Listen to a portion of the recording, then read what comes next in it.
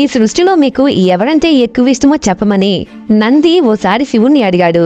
అందుకు శివుడు చిన్నగా నవ్వి, నిత్యం నాతోనే ఉంటావు కాబట్టి నాకు ఎవరంటే ఎక్కువ ఇష్టమో నువ్వే చెప్పు అన్నాడు.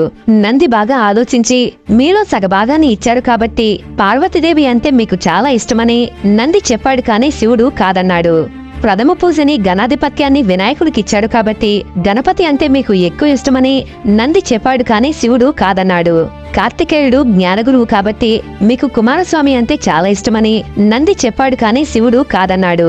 సృష్టిలో ఉండే అన్ని జీవుల పాపాల్ని కడిగే గంగని తలపై మోస్తున్నాడు కాబట్టి మీకు గంగాదేవి అంటే చాలా ఇష్టమని నంది చెప్పాడు. కానీ శివుడు కాదన్నాడు. దాంతో మీకు ఎవరంటే ఎక్కువ ఇష్టమో మీరే చెప్పండి స్వామి అని నంది అడగడంతో, ఎవరైతే వారి కష్టాల్లోనూ సుఖాల్లోనూ నన్ను తలుచుకుంటూ వారి భారాన్ని నాపై ఉంచి నువ్వే దిక్కు అంటూ నన్ను నమ్ముతారో అలాంటి భక్తుడంటే నాకు చాలా ఇష్టమని శివుడు నంది సందేహాన్ని తీర్చాడు.